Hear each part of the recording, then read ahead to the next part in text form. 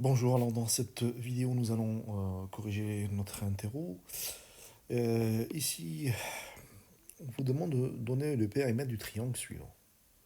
Bon, alors, ce- suivant les valeurs qui sont là, c'est ni rectangle, ni isocèle, ni équilatéral, c'est un triangle quelconque.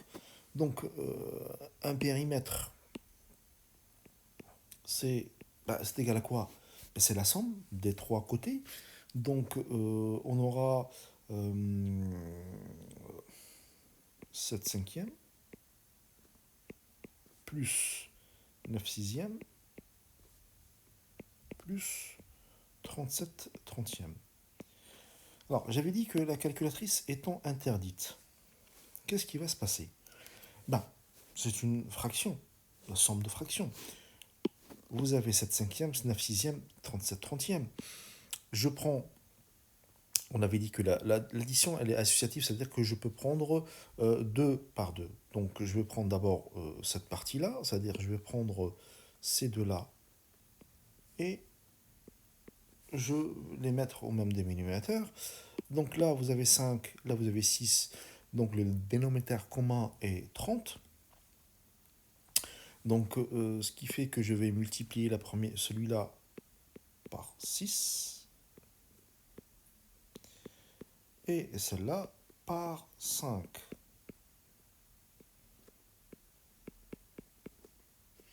Et je laisse l'autre tranquille. Pour l'instant, on n'y touche pas. 7 fois 6, ça me donne 42. 5 fois 6, 30. 9 fois 5, 45. 6 fois 5, 30. Et je rajoute 37 sur 30. Ben, il s'avère qu'en faisant cela, ben, j'ai les 3 sur le même dénominateur. Donc, est égal. Donc, on aura 42 plus 45 plus 37 divisé par 30. Ce qui me donne 124 divisé par 30. Ah, je peux laisser tel qu'elle est. Sauf que je vois bien que 124 est un nombre pair. Donc, je peux le diviser par 2. Par 2, ça me donnera 62. Et 30, je peux le diviser par 2. Et ça me donne 15. Mais j'accepte ceux qui ont gardé 124. Donc le périmètre du triangle est de 62 sur 15. Point. Et voilà. Relativement rapide. La calculatrice ne sert à rien ici. On peut le faire directement. Passons maintenant au deuxième exercice. Donc là, vous avez deux questions. Que vaut le résultat de la variable A après exécution du programme? Et j'ai dit détailler les calculs. Et enfin, quelle est la nature de ce nombre-là? Donc quand je regarde A c'est égal à tout ça. Bon. Donc, je traduis, ça veut dire que la variable A va recevoir quoi? Donc là, si je regarde bien, vous avez 7 huitièmes fois 16 quatorzièmes moins 4 tiers, le tout divisé par 8 quinzièmes. Voilà.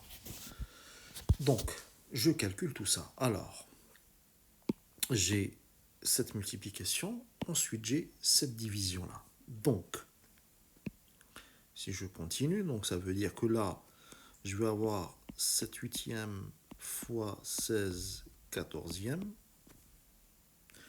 ah, moins 4 tiers, et on a dit que la division, c'est multiplié par l'inverse, fois 15 huitièmes. Je n'ai pas de calculatrice.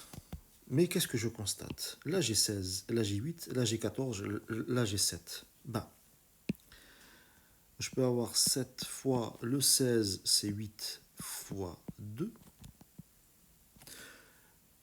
8 fois 14, c'est 7 fois 2. Moins, de l'autre côté, la même chose, 4 fois 15, c'est 5 fois 3. Divisé par 3 fois, le 8, c'est 4 fois 2.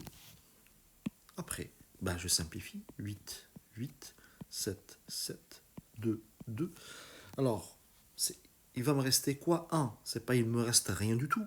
Il me reste 1. Tout ça, ça va me donner 1. Moins. Le 4 ici, 4, 3, 3, 5 demi. Et là, je mets au même dénominateur. Donc, je vais avoir 2 demi moins 5 demi. Et ça fait moins 3 demi. Et voilà le résultat du calcul de A.